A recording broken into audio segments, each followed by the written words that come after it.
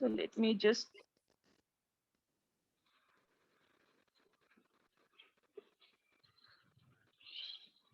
So now let's start the uses of the plane mirror. तो आप में से कौन मुझे बताएगा, कोई भी यूज बताइए. What are the uses of plane mirror? Plane mirror are used in looking in bathrooms and dressing tables. दोबारा बोलेंगे. Plane mirror are used in. Ma'am, plane mirrors are used in dressing tables. Dressing tables. Used in periscopes. ठीक है.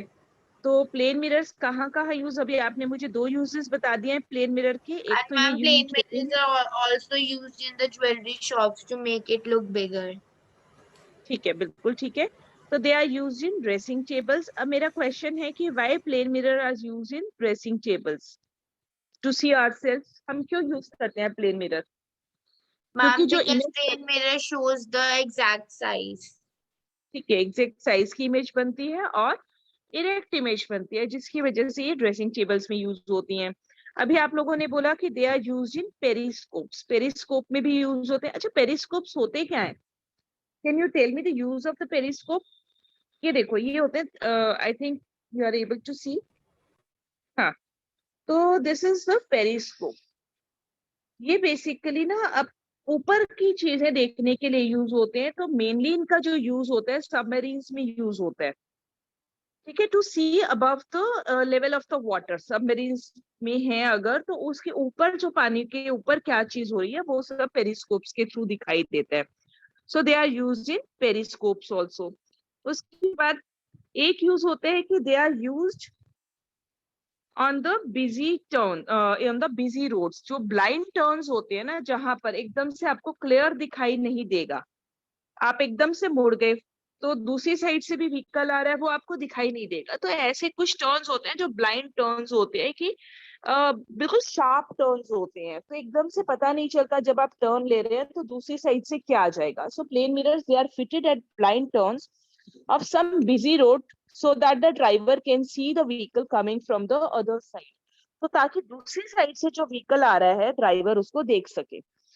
So they are fitted. अगर आपने कभी notice किया हो किसी रोड पर इस तरह के मिरर लगे होते हैं, ठीक है, तो ये इसीलिए कि दूसरी साइड से जो व्हीकल आ रहे हैं हम उसको देख सके. ठीक है, तो ये अगर प्लेन मिरर्स लगे होते हैं वो किस लिए लगे होते हैं? ताकि दूसरी साइड से जो व्हीकल्स आ रहे हैं ड्राइवर उन व्हीकल्स को देख सके.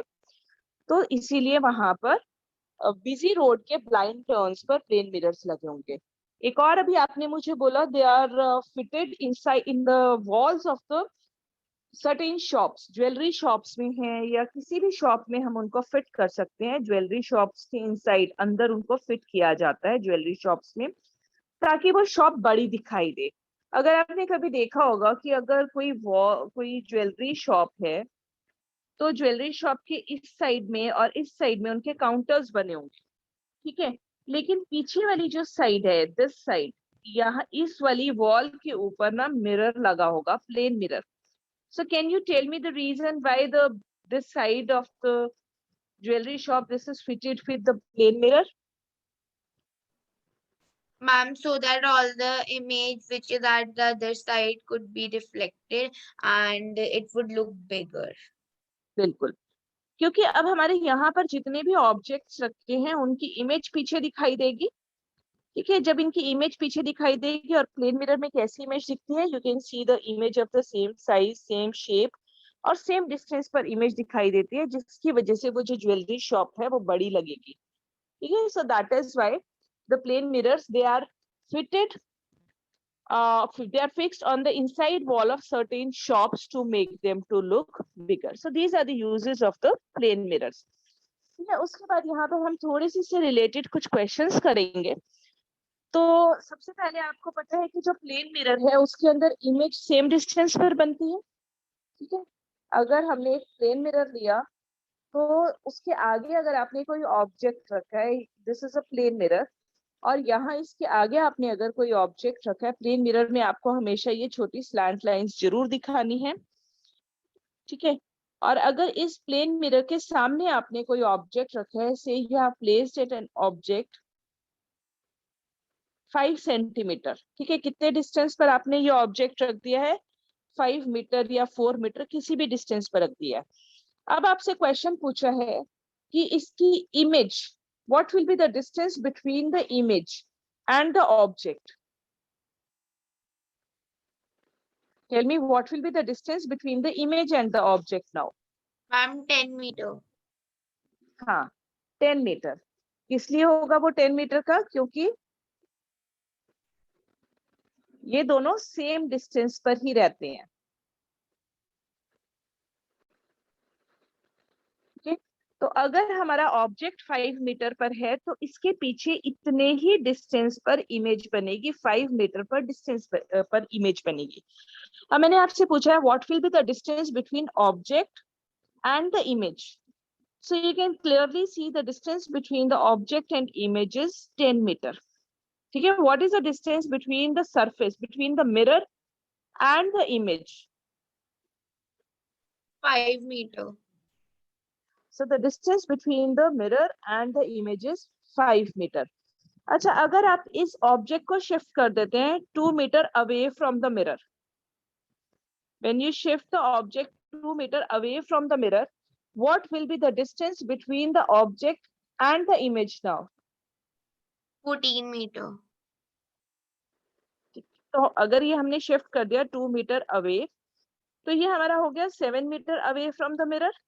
तो उतने ही डिस्टेंस पर हमारी इमेज बनेगी। So the distance between the image and the object will be 14 metre. ठीक है, और उसके बाद नेक्स्ट हमें करना है एंगल्स के बारे में। थोड़े से उससे रिलेटेड क्वेश्चंस हम कर लेंगे कि अगर हमारा angle of incidence, this all of you know this very well, कि अगर हमारा एंगल ऑफ इंसिडेंस गिवन है 45 डिग्री सपोज दिया है, then what will be the angle of reflection? 45 degree. हाँ, तो जितना एंगल ऑफ इंसिडेंस होगा उतना ही एंगल ऑफ रिफ्लेक्शन होगा। ठीक है, ये आप सबको बहुत अच्छे से मालूम है, लेकिन इससे हम थोड़े से डिफरेंट अब क्वेश्चंस करेंगे। ठीक है, तो अगर हमारा एंगल ऑफ इंसिडेंस 45 डिग्री है तो एंगल ऑफ रिफ्लेक्शन भी होगा हमारा 45 डिग्री। अब मैंने आपको क्वेश्चन दिया है कि अगर हमारा एंगल है between the surface and the incident ray 50 degree. ठीक है, ध्यान से सुनना question. If the angle between the incident ray and surface of the plane mirror is 50 degree, what will be the angle of reflection? 40 degree. बाकी सब बताओ कैसे बताया इसने मुझे 40 डिग्री? क्वेश्चन क्या था? क्वेश्चन समझ में आया है? Please repeat the question. देखो, मैंने अब क्वेश्चन दिया आपको, डायग्राम ड्रॉ करके नहीं देंगे, क्योंकि डायग्राम ड्रॉ करके देंगे तो आपको बिल्कुल क्लियरली पता चल जाएगा। क्वेश्चन है if the angle between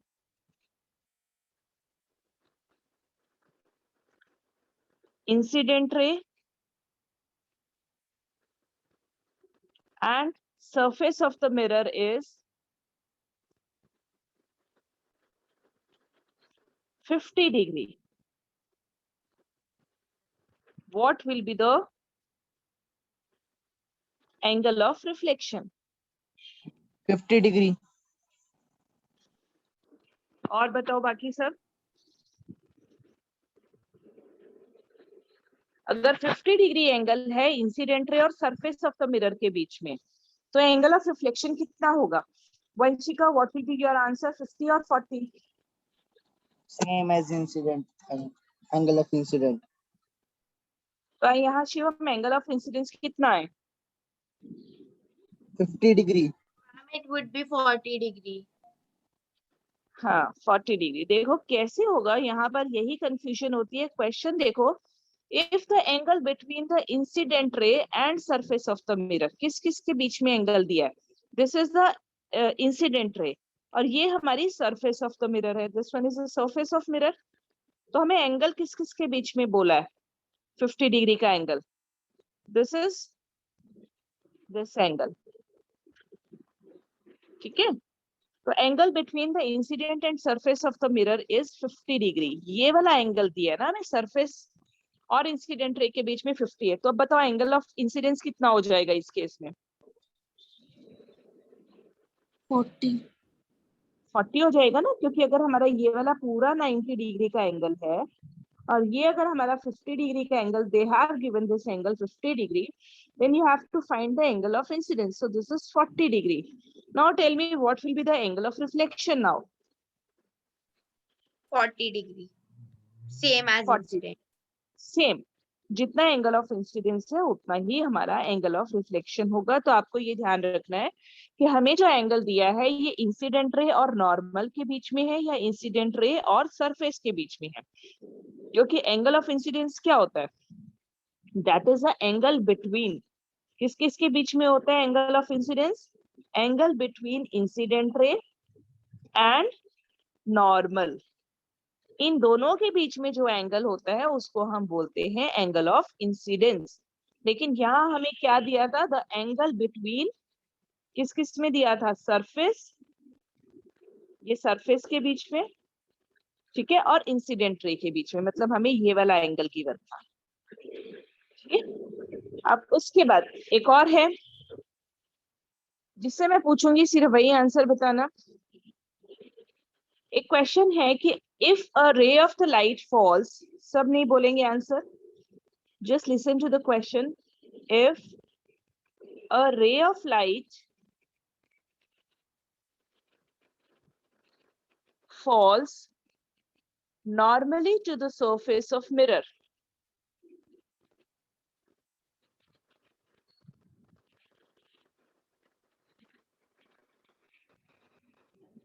what will be the angle of reflection? ठीक है, मतलब अगर एक रे ऑफ लाइट नॉर्मली फॉल करती है सरफेस ऑफ मिरर पे, then what will be the angle of reflection? Bhanu, are you able to get this question? Yes, ma'am. Bhanu, समझ में आया question? Yes, ma'am. Yes, ma'am. तो मुझे बताओ क्या क्वेश्चन, आंसर क्या होगा इसका? क्वेश्चन क्या है? अगर रे ऑफ लाइट नॉर्मली फॉल करती है to the surface of mirror, normal हमने कहाँ ड्रॉ किया था इसका? ये इसका नॉर्मल है, ठीक है। Ma'am, it will और deviate along. आपकी बिल्कुल भी आवाज नहीं आ रही है, बहुत स्लो आ रही है आपकी voice. Yes Ma'am, it Bhanu, will deviate on the same path. हाँ, डेविएट सेम पाथ पर तो रिफ्लेक्ट होगा, it will be reflected back along the same path, that is very correct. तो just tell me the answer, what will be the angle of reflection? Okay, I will give you the 90. Choices. Ma'am, 90. This is what I know you will answer. Chaitanya, what will be the angle of reflection? 0. 0. ठीक है, देखो भानु, आपने मुझे जो answer, जो angle देखा ना आपने, वो आपने एंगल देखा, ठीक है, आपने वो जो एंगल देखा, you have seen between the surface of the mirror, plane surface, और नॉर्मल के बीच में एंगल। लेकिन हमारे एंगल ऑफ इंसिडेंस की क्या डेफिनेशन होती है? Angle between incident ray and normal. अब अगर हमारी इस केस में नॉर्मल यहाँ दे रखी है, तो इंसिडेंट रे भी तो यही गिवन है, this is our normal in this case, ठीक है, ये हमें नॉर्मल दी है। अब अगर नॉर्मल ये है, क्वेश्चन में क्या कहा है? The ray of the light falls normally, रे ऑफ लाइट कहाँ फॉल करती है? जो इसका नॉर्मल है उसी के ऊपर लाइट रे भी फॉल करती है। ये नॉर्मल था और लाइट रे भी इसी के ऊपर आई है, तो हमारी नॉर्मल भी यही है और इंसिडेंट रे भी यही है। So Doa, what is the angle between the normal and incident ray now? जब नॉर्मल भी यही रे है और इंसिडेंट रे भी यही है, इन दोनों के बीच में कितना एंगल बन रहा है?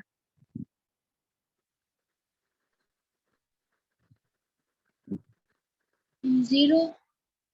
Yes, Ishika, this is 0। जब हमारी नॉर्मल भी यही है और इंसिडेंट रे भी यही है, दोनों रेज यही हैं, तो इन दोनों के बीच में तो 0 डिग्री का एंगल है। तो अगर अब हमारा एंगल ऑफ इंसिडेंस 0 हो गया, if the angle here, the angle of incidence is 0, ठीक है। अगर एंगल ऑफ इंसिडेंस 0 है, तो angle of incidence is equal to angle of reflection, which is also 0, ठीक है, तो याद रखना है, अगर आपसे पूछा होगा कि ray of the light normally fall करती है तो हमारा एंगल ऑफ रिफ्लेक्शन कितना होगा, मैक्सिमम स्टूडेंट इसमें 90 डिग्री का आंसर देते हैं, क्योंकि लगता है इन दोनों के बीच में 90 डिग्री का एंगल बन रहा है। बट अगर आप ध्यान से देखोगे तो ये हमारा इंसिडेंट रे, ये जो 90 डिग्री का एंगल बन रहा है ना, ये हमारा एंगल किस किस के बीच में बन रहा है, इंसिडेंट रे, ठीक है, और सरफेस के बीच में बन रहा है। लेकिन हमें किस किस के बीच में लेना है, इंसिडेंट रे और नॉर्मल के बीच में एंगल देखना है, ठीक है। Next, this was all about plane mirror. अब हम करते हैं reflection of the light from the curved surface, ठीक है, कर्व्ड सरफेस, या आप कह सकते हैं reflection of light from the spherical mirror, ठीक है, कर्व्ड सरफेसेस से या हम स्फेरिकल मिरर से करेंगे।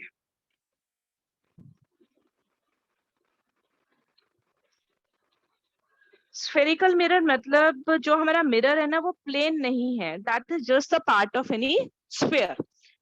हमारा जो मिरर है वो किसी स्फेयर का पार्ट होगा तो हम उसको बोलते हैं स्फेरिकल मिरर। जैसे अगर हमने एक स्फेयर बना लिया, दिस इज अ स्फेयर, अब हमारा जो मिरर है इस स्फेयर का ही कोई पार्ट है, ठीक है, या तो इतना पार्ट हमने इसमें से ले लिया, ये हमारा मिरर है, इधर वाला पार्ट हमने ले लिया, दिस इज आवर मिरर।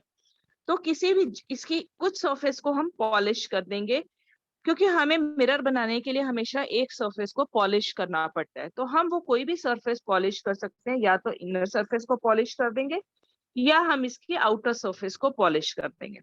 जैसे अगर हमने ये एक स्फेयर ले लिया, स्फेयर तो हमारा अगर ग्लास का बना हुआ है तो this will not act as mirror, क्योंकि ये ट्रांसपेरेंट है। तो हम इसको कुछ पार्ट को पॉलिश कर देंगे। जैसे अब हमने इसके अगर आउटर पार्ट को भी पॉलिश कर सकते हैं, इतने पार्ट को पॉलिश कर दिया, या हम इसके इनर पार्ट को पॉलिश कर सकते हैं, ठीक है। तो जिस पार्ट को भी हम पॉलिश करेंगे only that part will behave as a mirror. तो you can see this is not straight, तो ये हमारा स्ट्रेट नहीं होगा, ये हमारा कर्व्ड होगा, तो this is a part of the sphere. तो this type of the mirror is called spherical mirror. अब ये हमारे स्फेरिकल मिरर हम दो तरह से बना सकते हैं, या तो हम बाहर वाली सरफेस को पॉलिश कर दें या इसके अंदर वाली सरफेस को पॉलिश करेंगे। तो देखिए, अगर हमने बाहर वाली सरफेस को पॉलिश किया, ये हमने इसको कट किया, मतलब हमने एक पार्ट ले लिया, पूरा हमने शो नहीं किया स्फीयर, सिर्फ कुछ पार्ट को हमने शो कर दिया और इसके बाहर वाली सरफेस को हमने पॉलिश कर दिया। एक तो हमारे पास ये पॉसिबिलिटी है कि हम इसके बाहर वाली सरफेस को पॉलिश कर दें, या दूसरी पॉसिबिलिटी है हमने इसके अंदर वाली सरफेस को पॉलिश कर दिया, ठीक है। तो हमारे पास दो तरह के मिरर बन जाएंगे। जब हम बाहर वाली सरफेस को पॉलिश करते हैं, so that is called concave mirror, cave जैसा। जैसे आप ना अपने हाथ को एक जैसे केव जैसा बना लो, मोड़ लो हाथ को थोड़ा सा, ठीक है, करके देखो सब।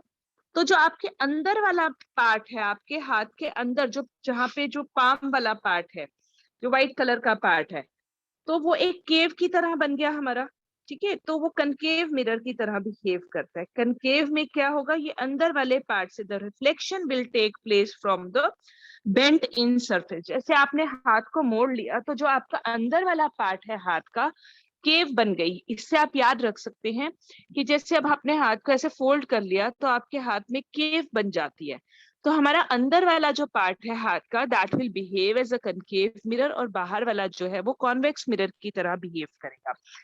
तो कनकेव मिरर का मतलब क्या है, जो बाहर वाली सरफेस हमारी पॉलिश्ड होगी। कनकेव मिरर में कौन सी सरफेस पॉलिश्ड होती है? Which surface is polished in concave mirror? Outer surface. Yes. In concave mirror, outer surface is polished. और convex mirror में कौन सी surface polished है? Inner surface. Yes. So concave mirror में outer surface is polished. और convex mirror के अंदर inner surface को आप polish करेंगे। अब आपने अगर इनर सरफेस या आउटर सरफेस, जैसे हम कनकेव मिरर में देखते हैं, आपने आउटर सरफेस को अगर पॉलिश कर दिया तो ऑब्जेक्ट आपने यहाँ पर रखा, you will place the object in front of the mirror, ठीक है। जब आपने ऑब्जेक्ट को, क्योंकि पॉलिश वाली सरफेस पे तो आपको मिरर ऑब्जेक्ट नहीं रखना ना, ऑब्जेक्ट आप कहाँ रखोगे, दूसरी सरफेस पे रखोगे। यहाँ हमने ऑब्जेक्ट रख दिया, तो अब जो इससे लाइट रेज निकलेंगी वो कहाँ पर जाएंगी, इनर सरफेस पे या आउटर सरफेस पे, रिफ्लेक्शन कहाँ से होगी। Inner surface. हाँ, so the reflection will take place from the inner surface. जब इनर सरफेस से रिफ्लेक्शन होगी तो वो कनकेव मिरर है। अब यहाँ पर हमने कॉन्वेक्स मिरर में पॉलिश अंदर किया हुआ है, तो हम ऑब्जेक्ट कहाँ रखेंगे, बाहर रखेंगे, ठीक है। तो हमारी रिफ्लेक्शन कहाँ से होगी, reflection will take place from the bulging outside, ठीक है। तो याद रखेंगे कनकेव मिरर में आउटर सरफेस पॉलिश होती है and the reflection takes place from,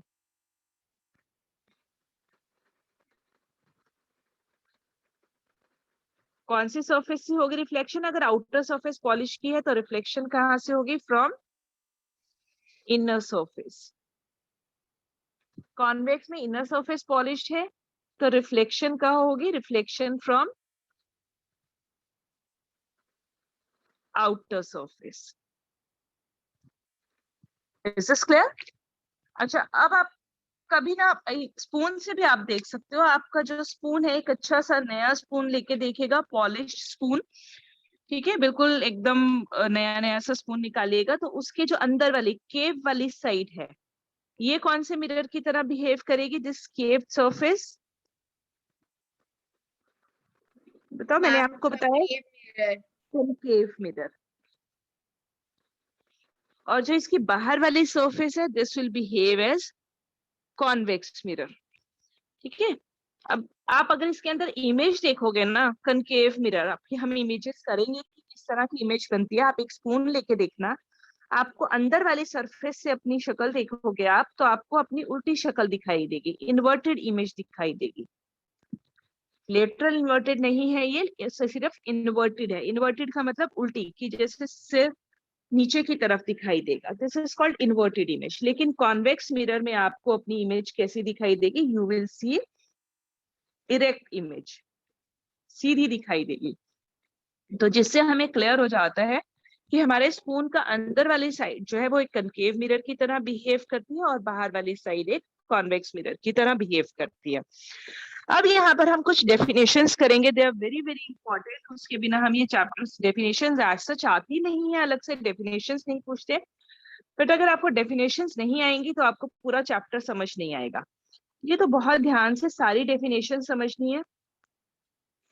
अब हमने एक स्फीयर ले लिया, ठीक है, अब इसके अंदर हम डिफरेंट पोजीशंस देखेंगे।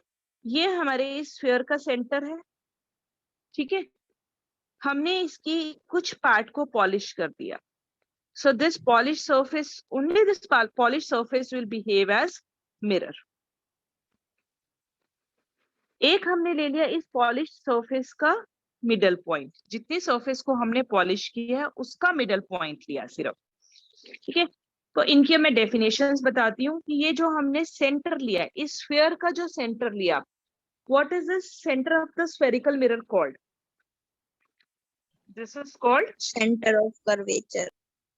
सेंटर ऑफ कर्वेचर, ठीक है। तो ये जो हमारा हॉलो स्फीयर था, हॉलो स्फीयर के सेंटर को हम बोलते हैं centre of curvature. Centre of curvature को हम कैपिटल सी से रिप्रेजेंट करते हैं। सो डेफिनेशन क्या होगी, the centre of the hollow sphere of which mirror is a part, मतलब हम उस हॉलो स्फीयर की बात कर रहे हैं, मिरर जिसका एक पार्ट है। हर एक डेफिनेशन में हम लिखेंगे of which mirror is a part. So what is centre of curvature, centre of curvature is the centre of the hollow sphere of which mirror is a part, ठीक है। जैसे हमने एक स्फीयर बनाया और इस स्फीयर के सेंटर को हम क्या बोलते हैं, या ये अगर हमने एक स्फीयर बनाया तो इस स्फीयर के सेंटर को हम बोलते हैं सेंटर ऑफ कर्वेचर, ठीक है, of which mirror is a part. This is our first definition. उसके बाद मैंने आपको कहा कि इस सरफेस को पॉलिश हमने कर दिया था, कुछ पार्ट को हमने पॉलिश किया, बिल्कुल उसका मिडल पार्ट ला लो, तो इस पॉलिश सरफेस के मिडल पार्ट को हम बोलते हैं पोल। पोल को हम रिप्रेजेंट करते हैं by the letter P. So how can you define pole? The center of the spherical mirror. ये हमारा स्फीयर का सेंटर था, सेंटर ऑफ कर्वेचर हमारे स्फीयर का सेंटर था, पर पोल किसका सेंटर है? ये हमारा मिरर बना, तो इस मिरर के सेंटर को हम बोलते हैं pole, right? What is centre of curvature? Vanshika, define centre of curvature.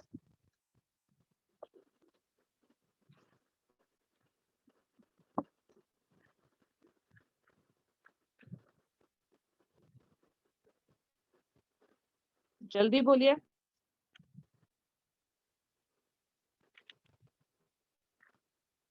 और कौन बताएगा what is centre of curvature? हमें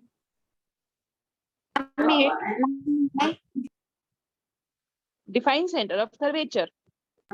Center of the sphere of which mirror is a part called the center of curvature.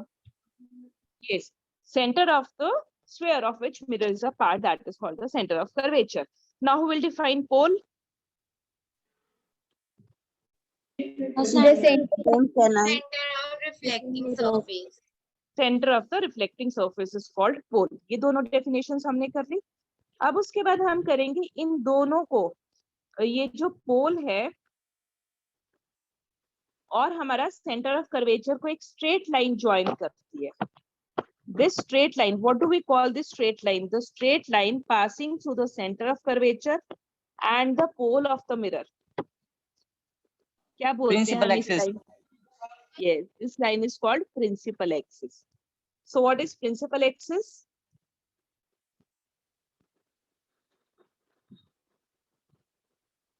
The straight line passing through, बोलिए. The The straight straight line line passing through the center of curvature and The pole is straight called line principal axis. passing through center of curvature and pole is called principal axis. Yes, the straight line passing through center of curvature and pole is called principal axis. इस line को हम बोलते हैं principal axis. ये जो straight line pass करती है, ठीक है.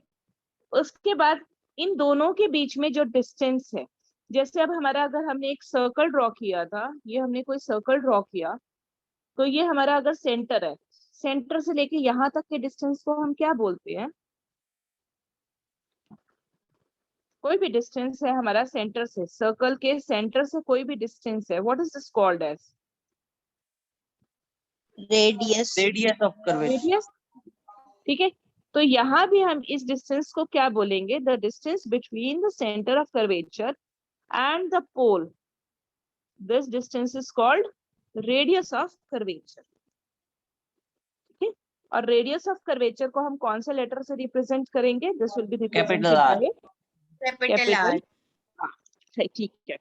उसके बाद ये जो हमारा m डैश, मतलब जितनी सरफेस को हमने पॉलिश किया हुआ, जो सरफेस को हमने पॉलिश किया है, इसका अगर हम डायमीटर लेंगे, एक लाइन आप ड्रॉ कर दीजिए, ये m डैश जो हमारा होगा, this is called aperture of the mirror. ठीक है, तो अपर्चर ऑफ मिरर क्या होगा? The diameter of the reflecting surface. Aperture of mirror We is can also say that the portion of the mirror through which the reflection of light actually take place. that also you can say. ठीक है, the portion of the mirror through which actually the light reflection of the light actually takes place. मतलब जितने part को हमने polish किया हुआ है, सिर्फ उसी पार्ट से लाइट की रिफ्लेक्शन होती है. This is the exact definition. The portion of the mirror from which the reflection of the light actually takes place. ठीक है, सिर्फ वही पार्ट जहां से रिफ्लेक्शन ऑफ लाइट हो रही है, इस पार्ट को हम अपर्चर ऑफ मिरर बोलते हैं. सो और you can say the diameter of the reflecting surface, this is called the aperture of the mirror. ठीक है, ये हमने कुछ डेफिनेशंस कर ली हैं. अब एक और डेफिनेशन है. अच्छा, मैं आपको ये नोट्स में भी दिखा देती हूँ. Only 10 minutes are left now.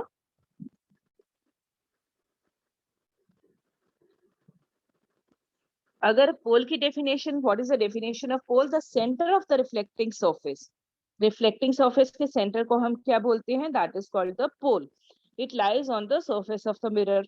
Then we did centre of curvature, centre of the sphere. Sphere के सेंटर को हम क्या बोलते हैं? Centre of curvature. Radius of curvature, this is the radius of the sphere, means the distance between center of curvature and pole, of which mirror is a part, that is called the radius of curvature. Principal axis, this is imaginary line, कोई उसके अंदर बनी नहीं होती, this is just an imaginary line. जैसे हमने plane mirror के case में नॉर्मल किया था, यहाँ पर वो प्रिंसिपल एक्सिस हो जाएगी, which is passing through the pole and center of curvature, that is called the principal axis. Right?